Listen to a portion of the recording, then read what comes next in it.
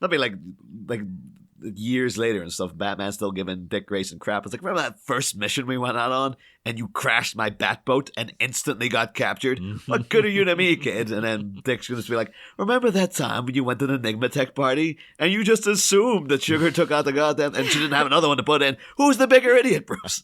This sounds far too much like the opening of Attack of the Clones, though. I don't want a repeat of that. Oh no! Oh no! No.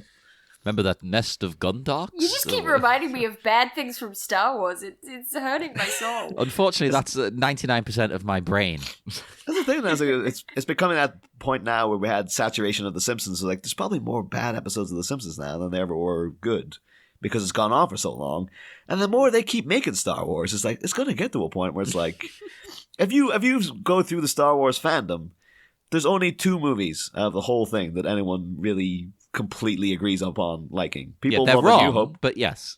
People love A New Hope, and they love Empire Strikes Back.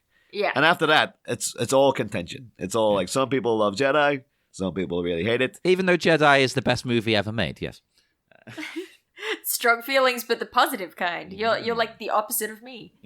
And you were drawing that through line of like, maybe things can't get all that much more argumentative. I'm sure with a sequel trilogy, people will be fine with it. And then it's just like, oh, Last Jedi arrives. And it's like, holy crap, you thought this fandom could argue before.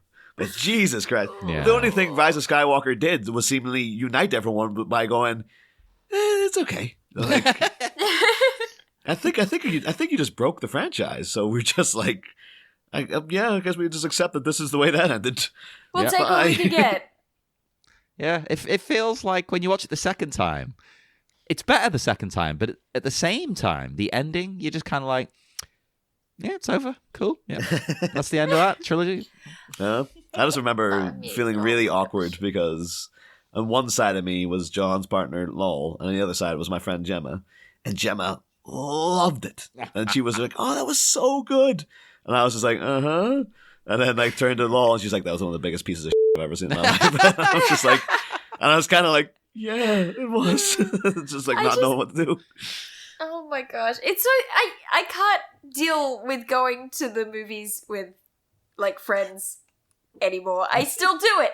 But I just every time it's like I can remember going to see Wonder Woman with I'm just like divulging all of my unpopular opinions. I went to see Wonder Woman with my sister and my sister's friends, and we finished, and all of my sister's friends loved it. I did too. Where Raymond and I had spent the whole movie looking at each other going, what is this?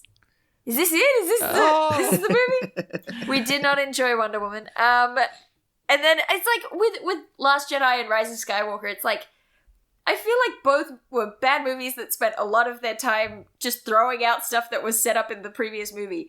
But the difference is that in The Last Jedi, I hated being there for at least half of the runtime. Oh, and see, I was that so is upset.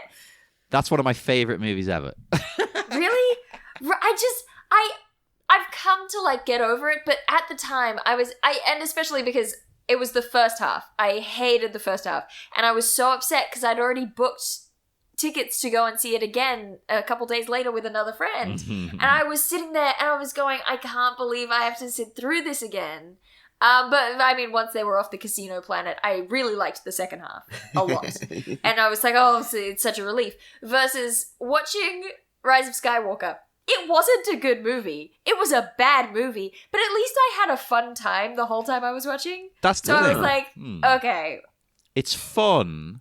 Like, I don't particularly like it, right? It's near the bottom of the list of Star Wars for me. But it's consistently fun. It's exciting. Yeah. Things are happening left and right. Yeah, well, exactly. My viewpoint of it was like, of the two of those was like, I wasn't that fussed by either of them, but I was kind of like, yeah, but at least The Last Jedi had like a point to make. Like, it was trying to say something.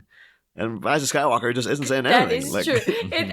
What is the Rise of Skywalker saying? I cannot even make something up right now. The message is, if you want to be evil, then you just need 2 swords. You just need 2 swords. That's it. That's the key. It's like you made this movie like 30 odd years ago where it's like, what would be a great way to defeat the ultimate evil was like someone choosing a path of non-violence and their faith in someone else actually coming through for them. Yes, and the parental love between a father and child actually winning the day. And in this movie, it's like, that she It's just like keeps I didn't walking watch forward. the original trilogy. I just don't. It's whatever. Oh. I can't care anymore. It'll hurt too much. This is all going to be a bonus episode. Yeah, it's gonna have to. How does this keep happening that we just end up talking about an entirely different franchise for ages?